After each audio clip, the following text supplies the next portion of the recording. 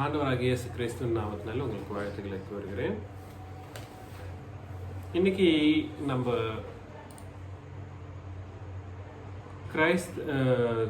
கிறிஸ்தவர்கள் யார் என்ற ஒரு சத்தியத்தை நம்ம ஆராய்ந்து பார்க்க போறோம். கிறிஸ்தவர்கள் யார்? இது பைபிள் கிளாஸ் மட்டும்தான். இது ஆராதனை கிடையாது. பைபிள் கிளாஸ்ன்றதுனால நம்ம பழைய ஏற்பாட்டின் சட்டத்திட்டங்களையும் ஒரு சரி நம்ம பார்க்கலாம். ஆனால் இன்னைக்கு நம்ம பார்க்க போகிறதில்ல. ஒரு முக்கியமான காரியத்தை நம்ம யோசனை பண்ண போகிறோம். அதில் நம்பர் 1 இப்போ பைபிளில் இந்த 66 புத்தகங்கள் இருக்கு இல்லைங்களா? இந்த 66 புத்தகங்கள்லையும் எத்தனை விதமான மனுஷர்கள் இருக்காங்கன்றத நம்ம யோசனை பண்ணா, எத்தனை விதமான மனுஷர்கள் இருக்காங்க? பிதாக்களின் காலத்தில் இருக்கிற மனுஷர்கள் இருக்காங்க, நியாயப்பிரமாணத்தின் காலத்தில் இருக்கிற நியாயப்பிரமாணத்துக்கு உட்பட்டவர்கள் இருக்கிறாங்க. அவங்க வேற, அவங்க மட்டும் இஸ்ரவேலர்கள். அவங்க எது வரைக்கும் இருந்தாங்கன்னா சிலுவை வரைக்கும் இருந்தாங்க. அந்த நியாயப்பிரமாணத்தின் காலத்திலேயே நியாயப்பிரமாணத்துக்கு உட்படாதவர்கள், அவர்களை மட்டும்தான் புறஜாதியார்னு சொல்றதுக்கு நமக்கு தேவனுடைய வசனம் கற்பிக்குது. யாரு மட்டும்தான் புறஜாதியார்னு நம்மளுக்கு வசனம் சொல்லுதுன்னா, நியாயப்பிரமாணத்தின் காலத்துல, அந்த காலம் அது நியாயப்பிரமாணம் செல்லுபடியில் இருக்கிறப்போ, நியாயப்பிரமாணம் செல்லுபடியில் இருக்கிறப்போ, என்ஃபோர்ஸ்மெண்ட்ல இருக்கிறப்போ, நியாயப்பிரமாணத்துக்கு உட்படாதவர்கள் யாரா இருக்கிறாங்களோ அவர்களை மட்டும்தான் புறஜாதியார்னு சொல்றதுக்கு தேவனுடைய வசனம் நமக்கு கற்பிக்குது. எபேசியர் 2ஆம் அதிகாரம் 11ஆம் வசனம் அதுதான் சொல்லுது. எபேசியர் 2ஆம் அதிகாரம் 11. முன்னே மாம்சத்தின்படி புறஜாதியராய் இருந்து, மாம்சத்தின்படி முன்னே என்றப்போ எந்த காலம் அது? நியாயப்பிரமாணத்தின் காலம். முன்னே நியாயப்பிரமாணத்தின்படி புறஜாதியாராய் இருந்து மாம்சத்தில் கையினாலே செய்யப்படுகிற விருத்த சேதனம் உடையவர்களால் விருத்த சேதனம் இல்லாதவர்கள் எண்ணப்பட்ட நீங்கள். யாரு விருத்த சேதனம் யாருக்கு இல்லாத இருக்கிறாங்களோ அவங்க மட்டும்தான் என்னவா இருக்காங்க? இப்ப இருக்காங்களா அந்த மாதிரி? இப்போ நிறைய பேர் என்ன சொல்றாங்கன்னா, சுவிசேஷத்தை சொல்றதுக்கு இப்போ நம்ம இதுலயே சேனல்லயே சுவிசேஷத்தை கிறிஸ்மஸ் மூலமா கூட சரி சுவிசேஷத்தை நம்ம சொல்லணும்ன்ற மாதிரி ஒருத்தர் கமெண்ட் பண்ணியிருந்தாரு. எப்படி? கிறிஸ்மஸ் மூலமா கூட சரி சுவிசேஷத்தை சொல்ல வேண்டியதா இருக்குது, புறஜாதியா இருக்கு, அந்த வேர்டை யூஸ் பண்ணாங்க.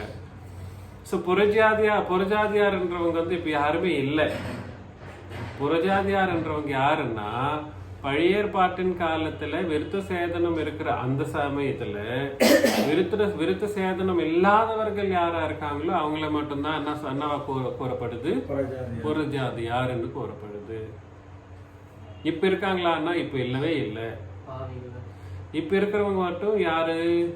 பாவிகள் மட்டும்தான். இவங்களும் எது வரைக்கும் இருந்தாங்கன்னா, அந்த புறஜாதியாரும் எது வரைக்கும் இருந்தாங்கன்னா சிலுவை வரைக்கும் தான் இருந்தாங்க. இஸ்ரவேலரும் சிலுவை வரைக்கும் தான், புறஜாதியாரும் சிலுவை வரைக்கும் தான் இருக்காங்க. இது நமக்கு நல்லா புரியணும். அதனால தான் மத்திய 27ஆம் அதிகாரம், மார்க் 15, லூக்கா 23, யோவான் 19 அது வரைக்கும் பழைய ஏற்பாட்டின் சட்டதிட்டங்கள் என்று சொல்லப்படுறப்போ, அது முடிஞ்சதுக்கு அப்புறமா என்ன சகல ஜாதியாரும் சகல சிருஷ்டியும் என்ன சொல்லப்படணுமா? சுவிசேஷத்தை சொல்லப்படுறதன் மூலமாக விசுவாசம் வச்சு ஞானஸ்நானம் என்ற ஒரு காரியத்தை நடத்த வேண்டியதா இருக்குது என்ற ஒரு கட்டளையே சிலுவைக்கு அப்புறமா தான் நம்ம ஏசானவர் கொடுக்கறத நம்ம பார்க்கிறோம் அப்போஸ்தலர்களுக்கு. புரியுதுங்களா நான் சொல்றது? அதனால சகல ஜாதியாரும் சர்வ சிருஷ்டியும் என்னன்ற அர்த்தம்? அதனுடைய பொருள் என்ன?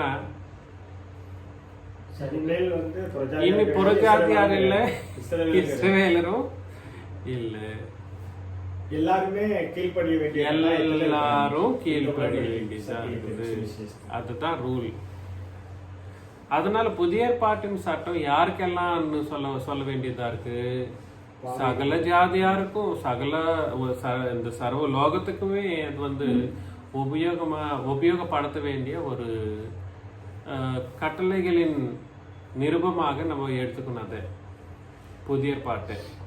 அதுவே பழைய ஏற்பாடு அப்படி கிடையாது. அது விருத்த சேதனம் பண்ணப்பட்டவர்களுக்கு மட்டும்தான் அது கொடுக்கப்பட்டது. புரியுதுங்களா?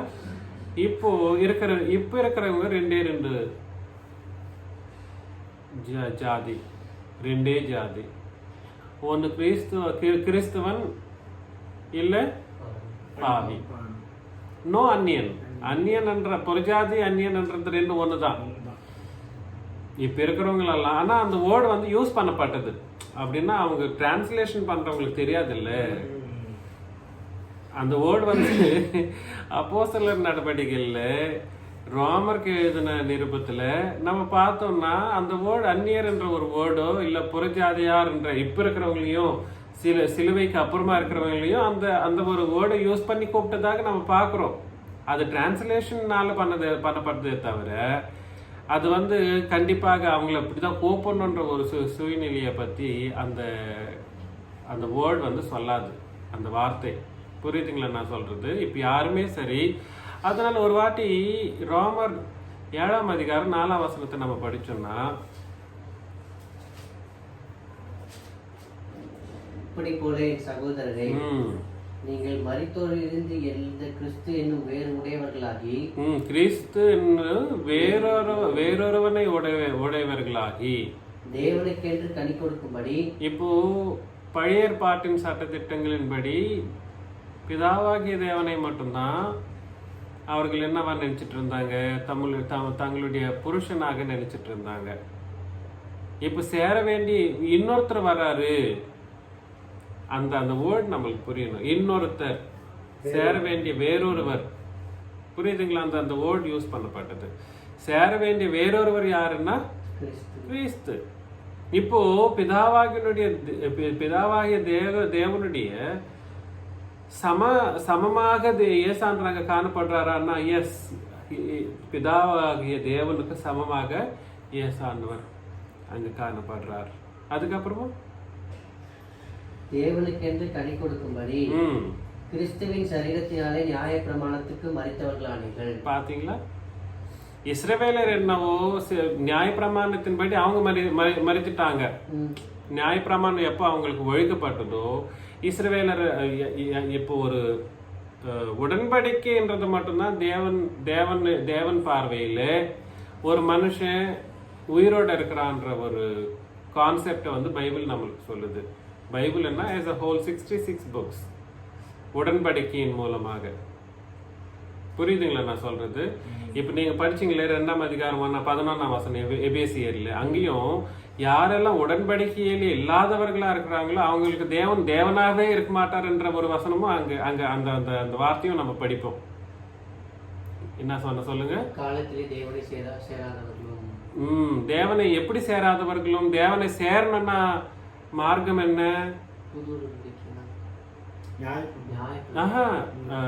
உடன்படிக்கை. அது நியாயப்பிரமாணம். அந்த காலத்துல நியாயப்பிரமாணம், இந்த காலத்துல மார்க்கம் என்னன்னா புதிய உடன்படிக்கை. உடன்படிக்கை இல்லாதவர்கள் தேவனை எங்களுக்கு தேவன் என்று சொல்லக்கூடிய ஒரு அதிகாரமோ இல்ல அந்த ஒரு பாக்கியமோ இருக்காது. அதனால இவங்க இந்த வசனத்துல நம்ம படிக்கிறப்போ ஏசாண்டவருடைய சரீரத்துல அந்த நியாயப்பிரமாணம் எப்போ ஒழிக்கப்பட்டதோ இஸ்ரவேலர்கள் என்னவானாங்களா? மரித்துட்டாங்க. அவங்களும் மரித்துட்டாங்க. இப்போ இஸ்ரவேலரே இல்லை. ஆக்சுவலி சொல்ல போனா இப்ப யாரு இல்ல? இஸ்ரவேலரே இல்லை. அதே மாதிரி இப்ப நீங்க படிச்சீங்களே அந்த 2ஆம் அதிகாரம் 11ஆம் வசனம், அதன்படி புறஜாதியாரும் இப்ப இல்லை. இப்போ இந்த ரோமர் 7:5 நாம் மாம்சத்துக்கு உட்பட்டிருந்த காலத்தில் அப்படி சொல்றாரு இல்லையா? அது மாம்சத்துக்கு உட்பட்டிருந்த காலம் அது. அந்த பழைய ஏற்பாட்டின் காலம் இல்ல அதிக மாம்சம் சொல்றாரு. அது எல்லாமே மாம்சத்துக்கு உட்பட்டது தானே. அதனால அதை அப்படி சொல்றாரு, மாம்சத்துக்கு உட்பட்டிருந்த காலத்தில். கரெக்ட். நியாய பிரமாணத்தினாலே தோன்றிய பாவ இச்சைகள் மரணத்துக்கு எதிரான கனிகளை கொடுக்கத்தக்கதாக நம்முடைய அடைகளில் பயன். எபிரேயர் 9ஆம் அதிகாரம் 1 to 10 படிச்சாலும் அது எல்லாமே மாம்சத்துக்கு உட்பட்ட காரியங்களா இருக்கிறதுன்ற ஒரு விஷயத்தை அங்க சொல்றாரு. படிக்கிறீங்களா? ஒரு 9ஆம் அதிகாரம், எபிரேயர் 9ஆம் அதிகாரம் 9, 10, 11. அந்த கூடாரம் காலத்திற்கு உதவுகிற ஒப்பனையா இருக்கிறது. அதற்கேற்றபடியே செலுத்தப்பட்டு வருகிற காணிக்கைகளும் பலிகளும் ஆராதனை செய்கிறவனுடைய மனசாட்சியை பூரணப்படுத்தக்கூடாதவைகளாம். இவைகள் சீர்திருத்தல் உண்டாகும் காலம் வரைக்கும் நடந்தேறும்படி கட்டளையிடப்பட்ட போஜனங்களும் போஜன பானங்களும் பலவித ஸ்தானங்களும் சரீரத்திற்கேற்ற சடங்குகளே அல்லாமல் வேறல்ல. கிறிஸ்துவானவர் சரீரத்துக்கேற்ற சடங்குகள், அதனாலதான் மாம்சத்துக்கு உட்பட்டவைகள் என்று அங்க சொல்றாரு. புரியுதுங்களா? அதெல்லாம் அங்க நடந்ததெல்லாம் எல்லாமே ஆக்சுவலி சொல்ல போனா அதே ரோமர்ல நம்ம படிக்கிறோம். பழைய ஏற்பாடு ஒரு உத்தமமான ஒரு நிருபமா இருக்கிறது. எப்படி? அது ரொம்ப உத்தமமானது, ரொம்ப பரிசுத்தமானது, அது நீதி உள்ளது, அது ஆவிக்குரியது. அந்த ஆவிக்குரியதை நீதி உள்ளதை உத்தமமான ஒரு பழைய ஏற்பாட்டை நியாயப்பிரமாணத்தை இஸ்ரவேலர்கள் என்னவா மாத்திட்டாங்கன்னா சரீரத்துக்குரிய காரியங்களாகவே அதை எடுத்துட்டாங்க. கிரியைகளின் மூலமாக அதை நடத்துறதுக்கு பிளான் போட்டு கிரியைகளின் மூலமாக. அதனாலதான் நான் நிறைய வாட்டி உங்களுக்கு சொல்லியிருக்கிறேன். நீங்களும் ஞாபகத்தில் வச்சுன்னு இருக்கீங்களோ எனக்கு தெரியாது. எபிரேயர் 11ஆம் அதிகாரத்தில் இருக்கிற அந்த பழைய ஏற்பாட்டின் சட்டத்திட்டத்துக்கு உட்பட்டவர்கள் யாரா இருக்காங்களோ அவங்க எல்லாம் எதனால நீதிமான்களா தீர்க்கப்பட்டாங்க? விசுவாசத்தின் மூலமா தான். கிரியைகள்னால கிடையாது. கிரிகள் ஃபர்ஸ்ட் விசுவாசம், அதுக்கப்புறமா தான் கிரியை. விசுவாசம் இல்லாமல் கிரியை செய்யவே முடியாது. ஏன்னா இஸ்ரவேலர்ல அந்த 11ஆம் அதிகாரத்துல சொல்லப்பட்ட அந்த ஜனங்களை தவிர அங்க 33 பேர் 34 பேர் தான் சொல்றாரு. மீதி லட்சக்கணக்கான பேருங்கெல்லாம் என்ன ஆயிட்டாங்கன்னா நீதிமான்களாகவே தீர்க்க முடியாத அளவுக்கு மாறிட்டாங்க. காரணம் என்னன்னா மாம்சத்துக்குரிய மாம்சத்துக்குரியதாக அவங்க நியாயப்பிரமாணத்தை எடுத்துக்கினாங்க. இந்த பாவம்னா இந்த பலி, இந்த பாவமா உனக்கு பலிதானே தேவை, உனக்கு என்ன பலி வேணும், அதுலயும் ரகரகமான ஒரு பலி இருக்கிறதுன்றதுனால உனக்கு என்ன பலி வேணும், காஸ்ட்லி பலி வேணும்னா காஸ்ட்லி கொடுக்குறேன், உனக்கு புறாவை கொடுத்து தலையை கட் பண்ண சொன்னா அப்படியும் பண்ணிக்கலாம், எப்படி இருந்தாலும் அப்படி பண்ணலான்ற மாதிரி இவங்க பாவத்துக்கு ஏற்ற பலி இதுதான் செலுத்திட்டு வந்துட்டே இருந்தாங்களே தவிர இவங்கள என்ன நடக்கலைன்னா அந்த அந்த மனந்திருந்தல் கேட்டதான காரியங்கள் எப்பவுமே நடக்காம போயிருச்சு. பாவத்துக்கு என்ன பண்ணணும்னா மனந்திருந்தணும். பாவத்துக்கு என்ன பண்ணணும்? பலின்றது ஒரு தற்காலிகமான சூழ்நிலை, அது அவர்கிட்ட. ஆனா நம்ம தேவனத்துல சேர்றது நம்ம மன ரீதியா தான் சேர்றது. கரெக்ட். அவங்க கிட்ட இல்ல, அது அவங்க கிட்ட இல்லவே இல்லை. செஞ்சாலும் எனக்கு பலி இருக்கு அந்த ஒரு யோசனையில தான் அவங்க அந்த காலகட்டம் எல்லாத்துலயுமே அப்படிதான் இருந்தாங்க ஜனம் எல்லாரும். அதனால நீதிமான்களை மாற்றப்படாம போயிட்டாங்க.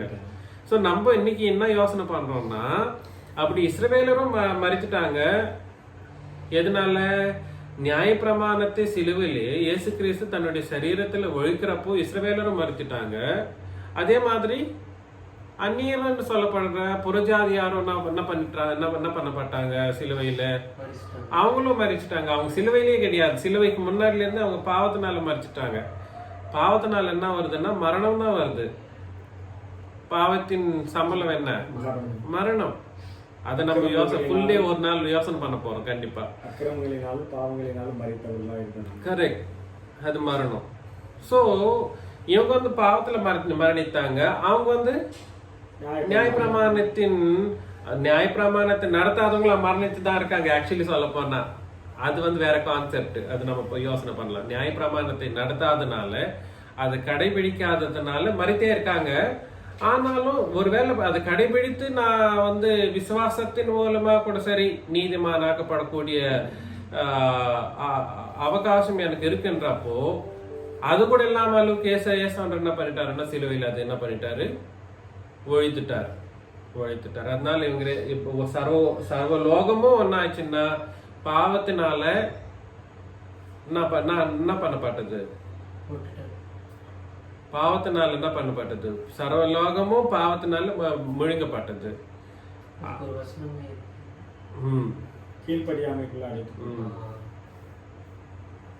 அதுக்கு இன்னும் எபேசியர்ல நம்மளுக்கு 4ஆம் அதிகாரத்துல படிக்கிறோம், இதெல்லாம் பாவத்துல போறாங்கன்னா அது எதுல போறாங்கன்ற அர்த்தம், சிறைக்கு போறாங்க. அதனால ஏசாண்டவர் வந்து அந்த பாவத்தின் சிறையே வந்து பிடிச்சிட்டு சிறையே வந்து சரியாக பிடிச்சிட்டு போனார்ன்ற ஒரு வசனம் நம்ம அங்க 4ஆம் அதிகாரத்துல நம்ம படிக்கிறோம் எபேசியர்ல. சிறைப்பட்டவர்களையே எதுல சிறைப்பட்டவர்கள், பாவத்தில் சிறைப்பட்டவர்கள். அது நியாயப்பிரமாணமும் இருக்கட்டும் இல்ல பாவமாகவும் இருக்கட்டும். அந்த மாதிரி அது சாத்தானானவன் வந்து இயேசு கிறிஸ்துவனுடைய சிலுவை வரைக்கும் கூட சரி எல்லாரையும் வந்து சிறை பிடிச்சு வச்சிருந்தப்போ அது அந்த சிறையே வந்து சரியா பிடிச்சிட்டு எடுத்துன்னு போயிட்டு மனுஷர்களுக்கு, அதுல இருக்கிற அந்த மனுஷர்களுக்கு என்ன கொடுத்தாரா, ஆசீர்வாதங்களை கொடுத்தாருன்ற ஒரு வசனம் அங்க நம்ம படிக்கிறோம். புரியுதுங்களா? சரி, இப்போ வந்து இப்ப இருக்கிறது யாரு உலகத்துலன்னா 2 ஜாதி. ஒன்னு கிறிஸ்தவன் என்ற ஒரு ஜாதி, 2 பாவிகள். பாவிகள் என்று மட்டும்தான் சொல்லணும், வேற எதுவுமே சொல்லக்கூடாது. நோ, புரியுதுங்களா நான் சொல்றது? ரொம்ப ரொம்ப இம்பார்ட்டன்ட் விஷயம். சரி, நம்மளுக்கு தெரிஞ்ச வசனங்கள்ல இருந்து நம்ம படிக்கலாம். அப்போஸ்தலர் நடவடிக்கைகள் 11ஆம் அதிகாரம் 26ஆம் வசனத்துல,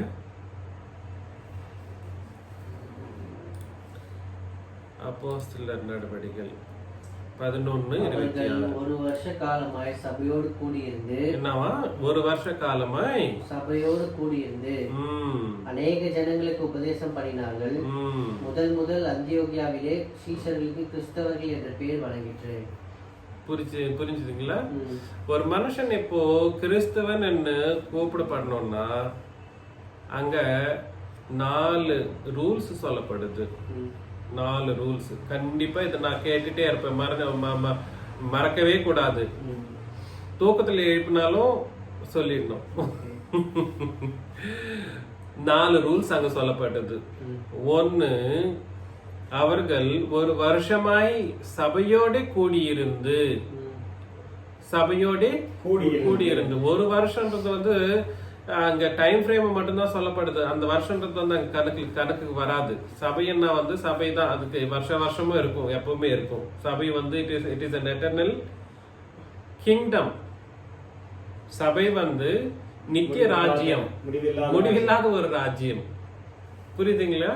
அதனால சபையோட கூடியிருந்து, இன்னைக்கு நான் சொல்றேன், ஒரு மனுஷன் கிறிஸ்தவன் என்று சொல்லப்படணும்னா அவங்களுடைய ஸ்தானம் எங்க இருக்கணும், கூடி இருக்க வேண்டிய ஸ்தானம் எங்க இருக்கணும், எங்கன்னா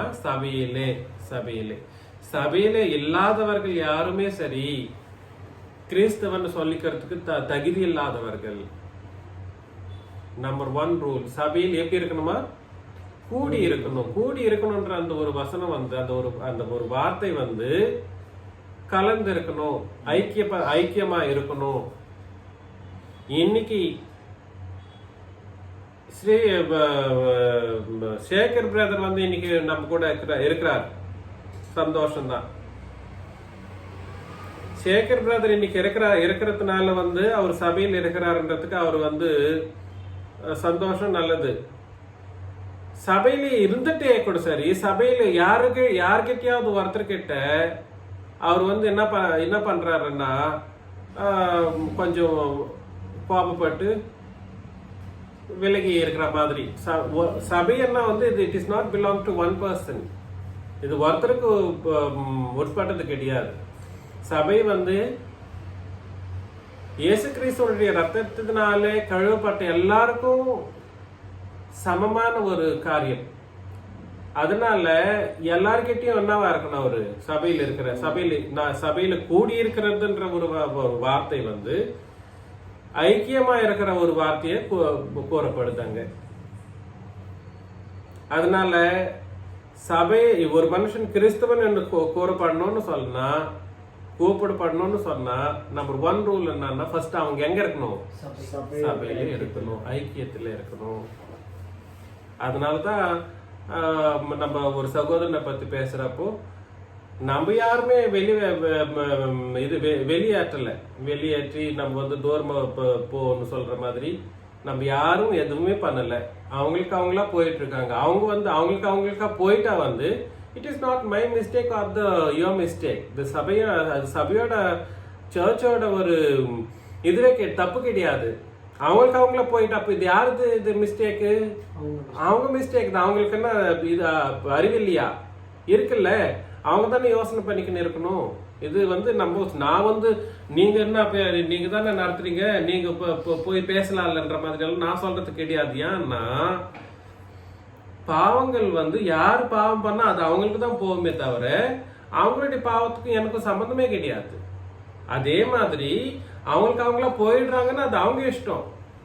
ஒரு சகோதரனுடைய அன்புல நான் என்ன சொல்ல முடியும், பண்ணாதீங்க, அப்படி போயிடாதீங்க, வாங்க நம்ம கலந்து பேசலாம், கலந்து இருக்கலாம். ஒரு ஐக்கியமா நம்ம வந்து புதிய ஏற்பாட்டின் சட்டத்தை வந்து உலகத்துக்கு நம்ம தெரிவிக்கலாம்ன்ற ஒரு இதுல நான் வந்து சொல்லுவேனே தவிர, சொல்லிட்டு இருக்கிறேன்னே தவிர, சொல்லிட்டு இருக்கிறேன், சொல்லுவேன் கூட சரி, ஃபியூச்சர்ல கூட சரி. ஆனா ஐக்கியத்தில் இல்லாதவர்கள் யாருமே சரி, சபையில ஐக்கியத்தில் இல்லாதவர்கள் யாருமே சரி, கிறிஸ்தவன் என்று சொல்லப்படுறதுக்கு யோகியமே இல்லாதவர்கள். நம்பர் 1 ரூல் இது. I'm making it a very clear statement here. இதுல ஒரு விஷயம் நான் சொல்றேன் பாருங்களேன். நம்ம புதிய ஏற்பாட்டின் சட்டம் தான் சபை இந்த உலகத்திலேயே. என்னது? இந்த சர்வ உலகத்துக்கே நம்மளதுதான் சபைன்றது. வந்து யாராகலும் வந்து நம்ம கிட்டதான் வந்து ஞானஸ்தானம் எடுத்துட்டு நம்ம கிட்டதான் வந்து ஆராதனை பண்ண வேண்டிய சூழ்நிலை இன்னைக்கு இருக்குது. நம்ம கிட்ட இல்லாதவர்கள் யாராக இருந்தாலும் அவங்க சபையே கிடையாது. ஃபர்ஸ்ட் ஆஃப் ஆல் இது ஞாபகம் வச்சுக்கிறோம். நம்ம எப்படி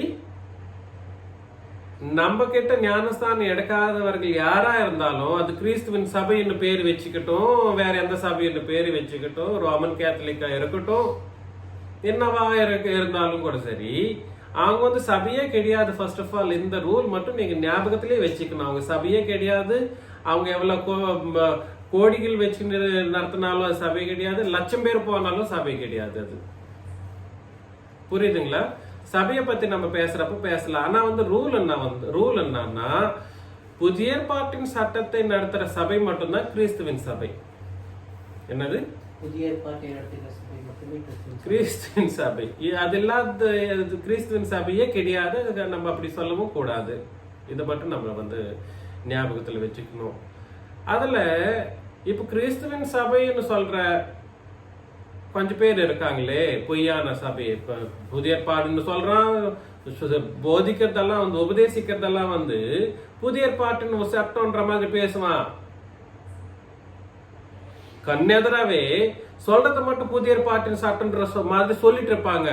அங்க வந்து என்ன வந்திருக்கும், ஆல்ரெடி படிக்கிற வசனமா இருக்கும். பழைய ஏற்பாட்டின் வசனங்களை படிச்சுட்டு இது புதிய ஏற்பாட்டின் உபதேசம்ன்ற மாதிரி பேசுவான். அது எப்படிப்பட்ட ஒரு மோசமான காரியம். கண்ணெதிரவே அந்த மாதிரி பழைய ஏற்பாட்டை நீ உபதேசிச்சு அதை கேட்டுட்டு உட்கார ஜனம் எப்படிப்பட்டவங்களா இருப்பாங்களோ நீங்க யோசனை பண்ணிக்கோங்க. நம்பர் 2, சரி, இவங்களுக்கு மத்தியில ஐக்கியம்ன்றது இருக்கா? இதை யோசனை பண்ணுங்க. இந்த ரூல் படி அவங்களுக்கு இப்போ கிறிஸ்துவன் சபை கொருக்குப்பேட்டையோ இல்ல எங்கேயோ ஒரு இடத்துல இருக்குங்க. அந்த சபை அவங்க தமிழ்ல பேசுறாங்க, தமிழ்லயே உபதேசம் பண்றாங்க. அந்த கிறிஸ்துவன் சபைக்கும் இப்போ இந்த பக்கம் இருக்கிற கிறிஸ்துவன் சபை வில்லிவாக்கத்திலயோ வேற எங்கேயோ கொளத்தூர்லயோ ஏதோ ஒரு சபை இருக்குதுன்னு வச்சுக்கீங்களேன். அவங்களுக்கு மத்தியில ஐக்கியம் இருக்கா? சொல்லுங்களேன், இருக்கா? ஐக்கியம் இல்ல இல்ல இல்ல இல்ல. ஆராதனையில ஐக்கியம் ஒருத்தரும் தேவன் என்ற ஒரு தேவனுக்குரிய விஷயங்கள்ல ஐக்கியம், ஆராதனையில ஐக்கியம், பாடல்கள்ல ஐக்கியம். யார் அவங்க என்டிட்டி செப்பரேட் என்டிட்டியா தான் இருக்கிறாங்களே தவிர அது எல்லாமே சேர்ந்து ஒரு சபையான்னு சொல்லக்கூடிய ஒரு தகுதி அங்க நம்மளுக்கு தெரியுதா? இல்ல. இப்ப சபைன்றது வந்து யூனிவர்சலா ஒண்ணுதான். யூனிவர்சல்னா இந்த சார்வத்ரிகமா ஒன்னே தான் இருக்கும். சர்வத்துக்கும் எத்தனை சபை? ஒன்னே, ஒரே சபை. அப்படின்றப்போ நீ கிறிஸ்துவின் சபைன்னு பேர் வச்சுக்கிற, இன்னொருத்தர் கிறிஸ்துவின் சபைன்னு பேர் வச்சுக்கிறாங்க. நீங்க மட்டும் ஒன்னா இருக்கீங்களா? ஒன்னா இல்லை. அதனால கிறிஸ்துவன்னு சொல்லப்படணும்னா நீங்க ஒன்னா இல்லைன்னாலும் என்ன ஆவீங்க? நீங்களும் அப்படி ஃபர்ஸ்ட் ஆஃப் ஆல் அவங்க வந்து அந்த கால்குலேஷனுக்கே வரமாட்டாங்க. அந்த கால்குலேஷனுக்கே வரமாட்டாங்க. அப்புறம் பார்க்கலாம், அநேக ஜனங்களுக்கு உபதேசம் பண்ணினார்கள் என்ற ஒரு நெக்ஸ்ட் கட்டத்தை நம்ம படிக்கிறோம். அநேக ஜனங்களுக்கு உபதேசம் கிறிஸ்தவன் என்று சொல்லப்படணும்னா அவங்களுக்கு வந்து தேவ வசனன்றது வந்து நல்லா தெரிஞ்சிருக்கணும். உபதேசம் பண்ணக்கூடிய ஒரு என்ன இருக்கணும்? அந்த ஒரு இது இருக்கணும், சாமர்த்தியம் இருக்கணும். கிறிஸ்துவன்னு சொல்லிக்கணும், நான் கிறிஸ்தவன்பா, நான் கிறிஸ்துவன்னு சொல்லிக்கணும்னு சொல்லணும்னா கண்டிப்பா உனக்கு வசனமே தெரியலன்னா நீ கிறிஸ்துவன்னு சொல்லிக்கிறதுக்கு உனக்கு வந்து தகுதி இல்லை. புரியுதுங்களா? நம்பர் 1 ரூல் என்ன சொல்லுங்க? சபையில வந்து கூடி வரக்கணும், அது வந்து கூடி இருக்கணும், ஐக்கியமா இருக்கணும். Rule number 1. நம்பர் 2, அநேக ஜனங்களுக்கு உபதேசம் பண்ணினார்கள் என்ற மாதிரி நம்மளும் கூட சரி தேவனுடைய வசனங்களை நல்லா உபதேசம் பண்ணத்தக்க விதானத்துல நம்ம வந்து தேவனுடைய விஷயங்களை கற்றுக்கொண்டு இருக்க வேண்டும். புரியுதுங்களா? சேகர் பிரதர் திடீர்னு பேரை மாத்திட்டாருன்னு வச்சுக்கோங்களேன், வில்லியம்ஸ் வச்சுட்டாருன்னு வச்சுக்கோங்களேன். இப்பெல்லாம் வந்து வில்லியம்ஸா நீ கிறிஸ்டியானான்ற மாதிரி அப்படி ஒண்ணு கிடையாது. There is nothing like that. இவன் இப்ப ஈசாக்குன்னு கூப்பிடுறேன், அதனால ஈசாக்குன்னு எனக்கு நான் கூப்பிடுறதுனால அவன் வந்து கிறிஸ்டியன் ஆயிடுவானா? கிறிஸ்டியன் ஆக முடியாது. எஸ், அவன் கிறிஸ்டியன் தான் ஆக்சுவலி சொல்ல போனா. பேர்னால வந்து பேரை வச்சு நம்ம வந்து என்னவா கிறிஸ்டியானிட்டி என்ற ஒரு இதை வந்து நம்ம கொடுக்க கூடாது, கொடுக்கவும் முடியாது. ஆனா எப்படி எதனால கொடுக்கணும்னா வசனமே தெரியாதவங்க வந்து நாங்க கிறிஸ்டியன்ஸ் சொல்லிக்கிறவங்க எப்படிப்பட்ட ஒரு ஆளா இருப்பாங்க? அதை யோசனை பண்ணுங்களேன். தேவனுடைய வசனங்களே சொல்ல தெரியாது, ஆனாலும் நாங்க கிறிஸ்டியன். எப்படி கிறிஸ்டியன் நீ? how does it possible? புரியுதுங்களா? தேவனுடைய வசனங்களை நீ சரியான முறையில தெரிஞ்சு கொள்ள வேண்டும். அது ரூல் நம்பர் 2. அது தெரிஞ்சுக்கணும் வந்து உங்களுக்கு நீங்களே பயன்படுத்துறதோ இல்லை இன்னொருத்தருக்கு அதை வந்து உபதேசம் பண்றதோ பண்ண வேண்டிய காரியங்கள் நமக்கு இருக்கிறது. நம்பர் 2. நம்பர் 3, முதலாக அந்தியோகியாவிலே சீஷருக்கு கிறிஸ்துவர்கள் என்கிற பேர் வழங்கிற்று. சோ சீஷர்களுக்கு என்ன அர்த்தம்? சீஷர்கள் என்ன அர்த்தம்?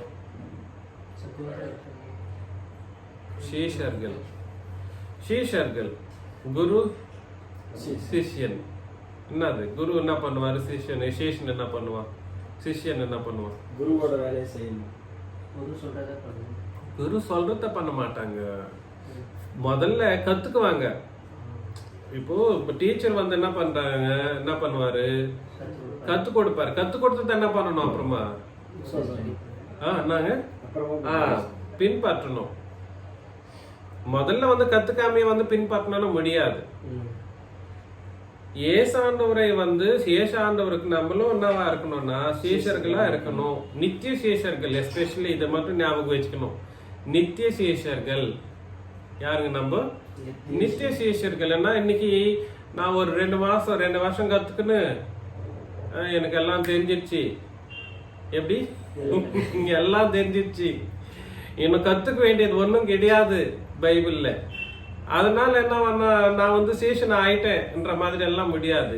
நம்ம வந்து என்னைக்குமே இப்ப நானே ப்ரீச் பண்ணாலும் சரி, நான் என்னைக்குமே கத்துக்கிற ஒரு ஆள் தான்.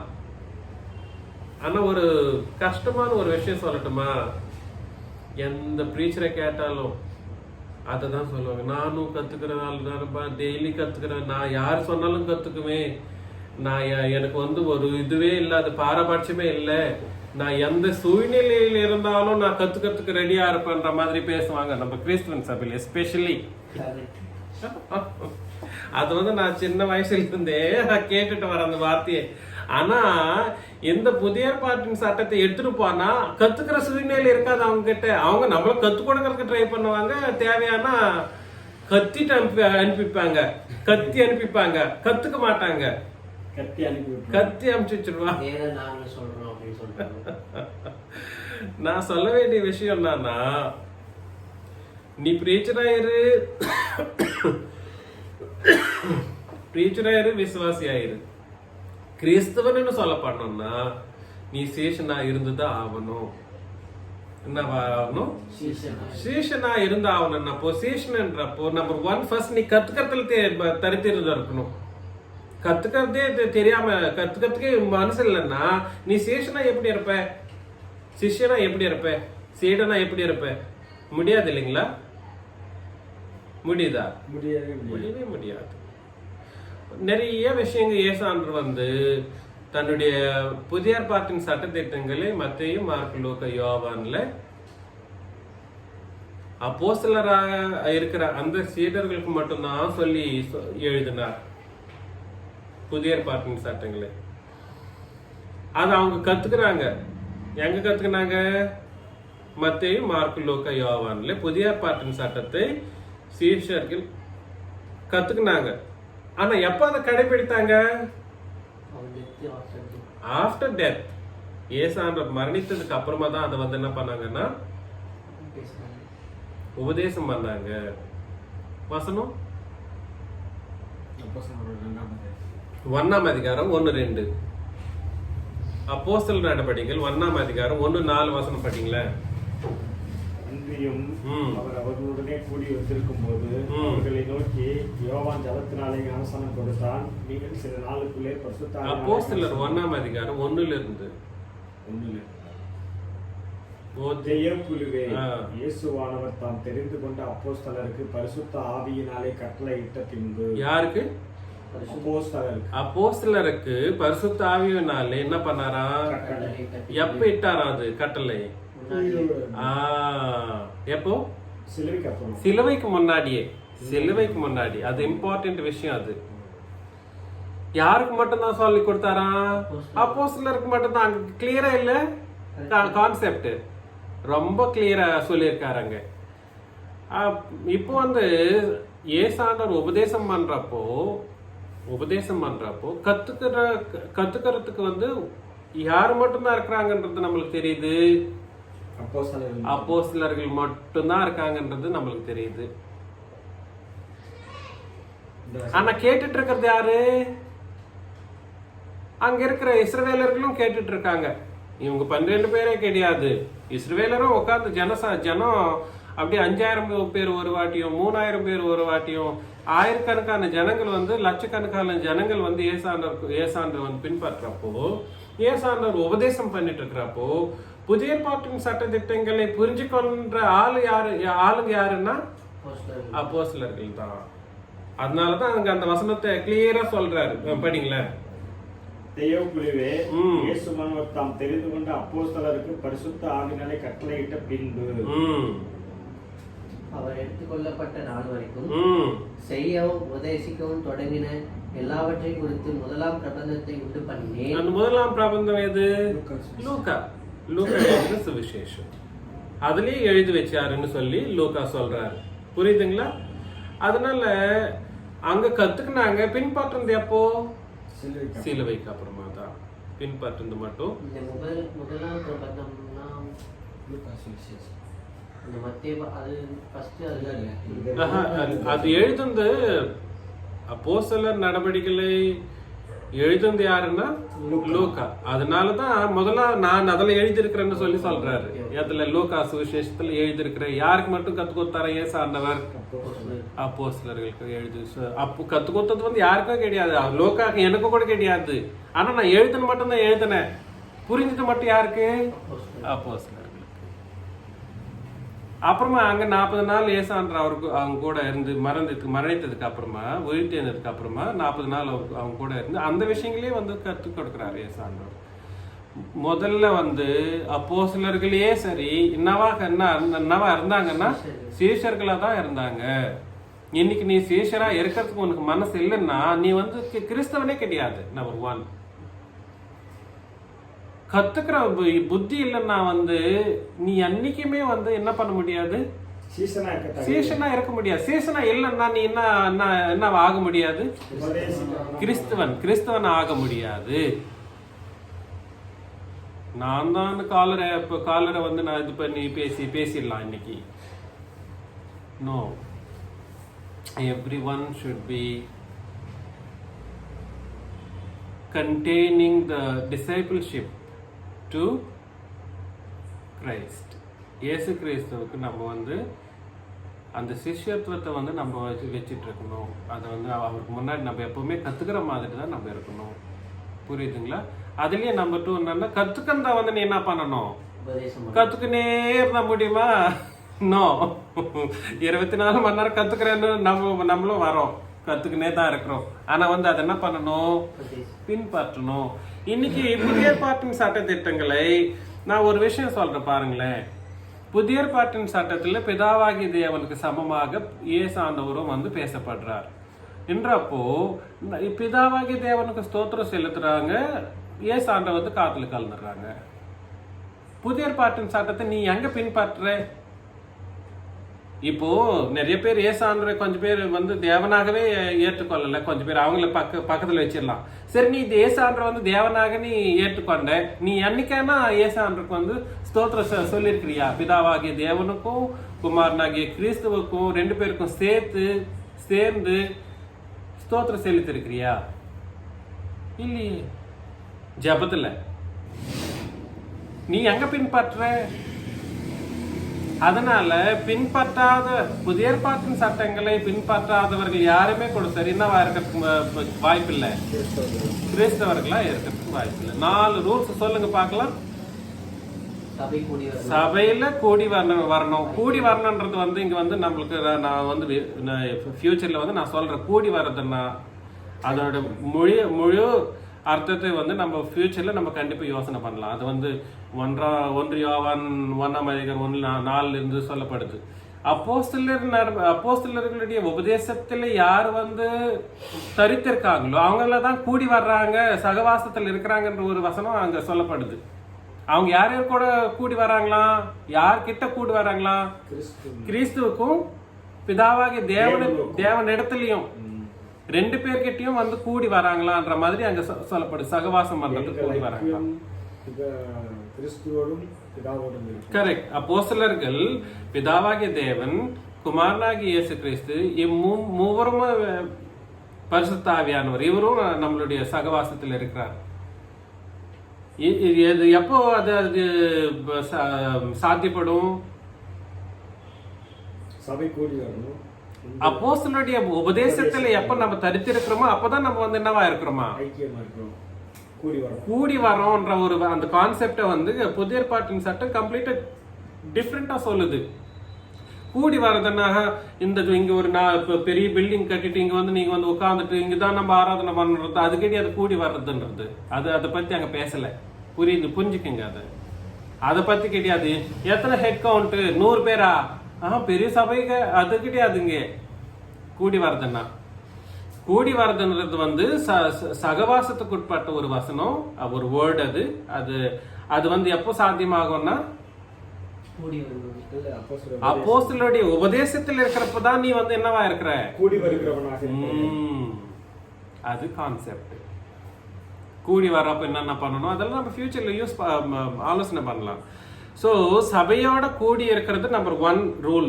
அவங்கள மட்டும்தான் கிறிஸ்தவன் எனக்கு சொல்றதுக்கு முதல் படியே ஏறி இருக்காங்க. அப்பவும் அது வந்து கம்ப்ளீட்டா கிறிஸ்தவன் கிடையாது. முதல் படி ஏறி இருக்கிற நீ சபையில சேர்க்கப்பட்டன்னா. நம்பர் 2, சபையில நீ இருந்துட்டு என்ன பண்ணணும், தேவனுடைய வசனங்களை நல்லா ஆராய்ந்து கத்துக்கொள்ளணும். நம்பர் 3, தேவனுடைய வசனங்களை கத்துக்கொண்டு இயேசு ஆண்டவருக்கு நம்ம நித்திய சீஷரா இருக்கணும். அந்த சீஷரா இருக்கிறப்போ சீஷனா இருக்கிறன்றப்போ அதுல 2 பார்ட் சொல்றாரு. 1, நம்ம எப்பவுமே என்ன பண்ணிட்டு இருக்கணும், கத்துக்கொள்ளவர்களா இருக்கணும். நம்பர் 2, கற்றுக்கொண்டதை கடைபிடிக்கிறவர்களாக நம்ம இருக்கணும். நம்பர் 4 அந்த ரூல். அவங்களே மட்டும்தான் என்ன கூடப்பட்டாங்களா, கிறிஸ்தவர்கள். இதுக்கு ரொம்ப ஒரு முக்கியமான ஒரு ஆளை வந்து இங்க ஒரு கான்டெக்ஸ்ட வந்து நம்ம படிக்கலாம். அதே அப்போஸ்தலர் நடவடிக்கைகள் 26ஆம் அதிகாரம் 20லிருந்து 26 வரைக்கும், 26ல 28 வரைக்கும் படிங்க. டக்குன்னு படிச்சிடலாம். முன்பு தமஸ்குவிலும் எருசலேமிலும் யூதாயா தேசம் எங்கும் உள்ளவர்களிடத்திலும் பின்பு புரஜாதியாரிடத்திலும் நான் போய் அவர்கள் தேவனிடத்திற்கு மனம் திருப்பி குணப்படவும். எங்க எல்லா சகல தேசத்தாருக்கு உரியப்பட்ட ஒரு விஷயத்தை இங்க பேசிட்டு வர்றாரு. எங்கெங்கன்னு சொல்றாரு.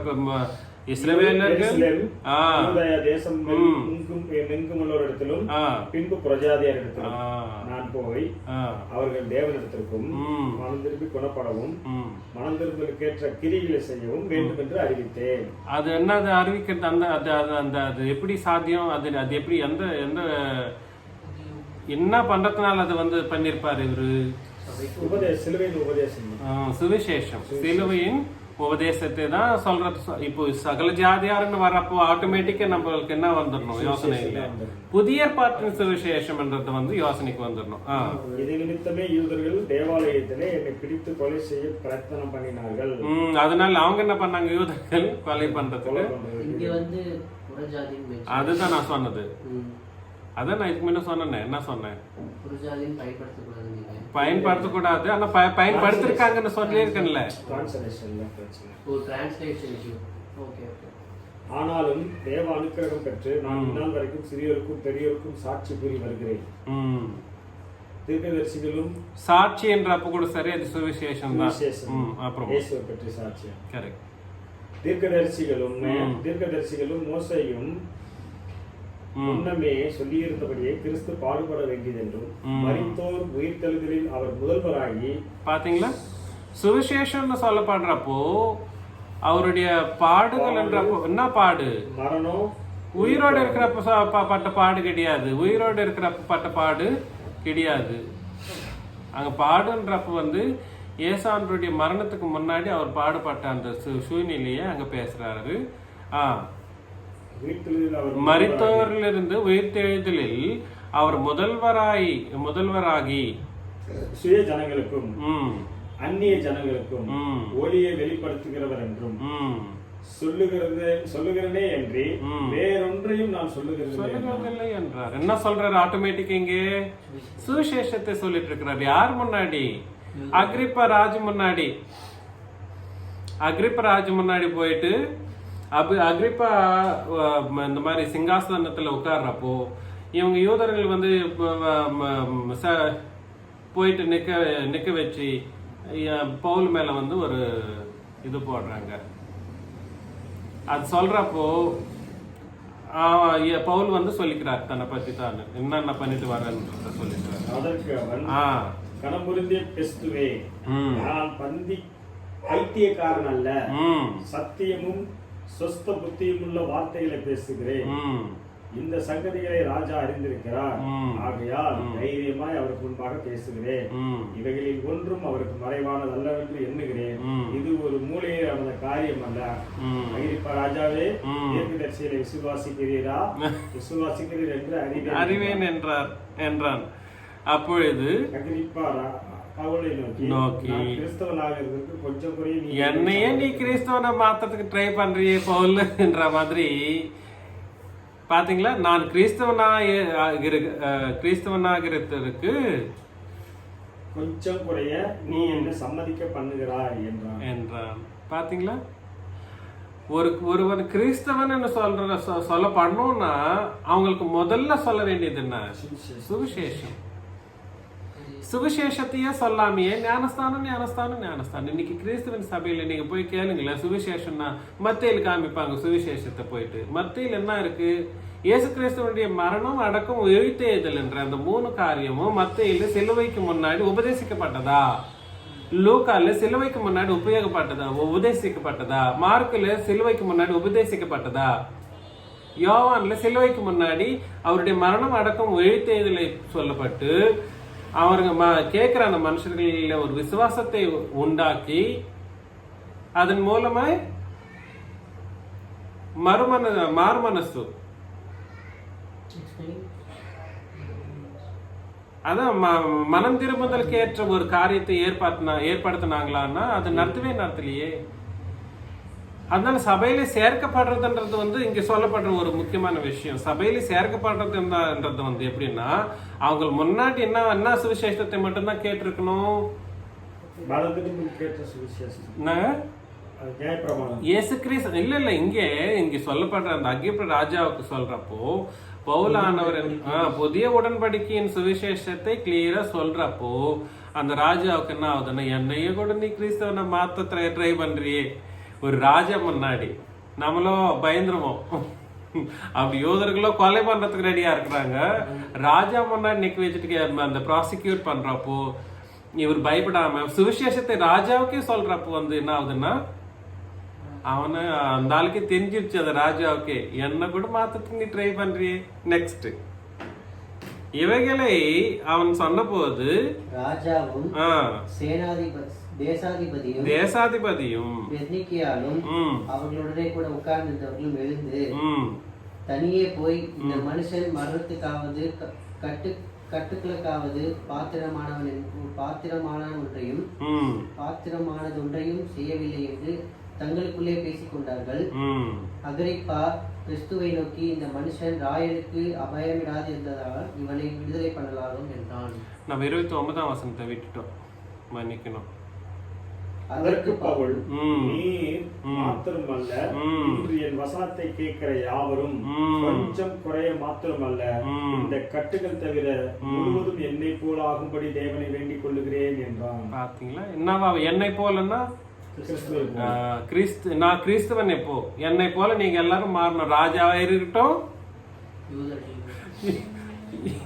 என் வார்த்தைகளை கேட்கற யாராவது இருக்கட்டும், அவங்க என்ன ஆக வேண்டியதா இருக்குது? கிறிஸ்தவர்களா ஆக வேண்டியது இருக்குது. புரியுதுங்களா? சோ கிறிஸ்தவன் ஆகிறதுக்கு தகுதி யாருக்கும் இங்க ஒரு இது என்ன இல்ல, ஒரு தடுதல் இல்லை, ஒரு பேரியரே இல்லை. Barrier, there is no barrier for anybody to become Christian. எல்லாரும் கிறிஸ்டியனை மாறலாம். பட் கிறிஸ்டியனை மாறத்துக்கு இந்த ரூல்ஸ் இருக்கே, ரூல்ஸ், இந்த ரூல்ஸை கச்சிதமா கண்டிப்பாக கடைபிடித்தாதான் கிறிஸ்தவனா இருக்க முடியும். புரியுதுங்களா? ஸோ இந்த 5 ரூல்ஸ். முதல்ல ரூல் என்னதுங்க? சபையில கூடி இருக்கணும். நம்பர் 2, தேவனுடைய வசனங்களை நல்லா உபதேசிக்கத்தக்கதாக கற்றுக்கொள்ள வேண்டும். நம்பர் 3, சீஷரா இருக்கணும். சீஷரா இருக்கிறப்பன்றது என்ன அர்த்தம்? அது நம்பர் 1 கத்துக்கொள்ளணும். நம்பர் 2 கற்றுக்கொண்டதை கடைபிடிக்கணும். நம்பர் 4 என்னதுன்னாங்க, சுவிசேஷத்தின் மூலமாய் மட்டும்தான் சபையில அவங்க என்ன பண்ணிருக்கணும்? அது யாருக்கு சொல்லக்கூடிய சுவிசேஷம்? சகல ஜாதியாருக்கும் சகல சிருஷ்டியாருக்கும் சொல்லக்கூடிய சுவிசேஷமா தான் இருக்கணும். அதை கேட்டுதான் யாராவது என்ன பண்ணணும்? சபைக்குள்ள வரணும். அவங்கள மட்டும்தான் என்ன கூப்பிடணும்னா கிறிஸ்துவன் என்று கூப்பிடணும். வேற யாருமே இன்னைக்கு அது இந்த ரூல்ஸ் கடைபிடிக்காதவர்கள் யாருமே என்னவா இருக்க மாட்டாங்க. வில்லியம்ஸ் வச்சுக்கினாலும் ஜீசஸ் வச்சுக்கினா கூட சரி, ஏசு ஆண்டவரே கிறிஸ்தவன் கிடையாது. இன்னொரு சீரியஸ் ஸ்டேட்மெண்ட், ஏசு ஆண்டவரே கிறிஸ்துவனா இயேசு ஆண்டவரே கிறிஸ்தவன் கிடையாது. இயேசு ஆண்டவர் கிறிஸ்டியன் கிடையாது. சிலுவைக்கு முன்னாடி அந்த கிறிஸ்தவனே இல்லை.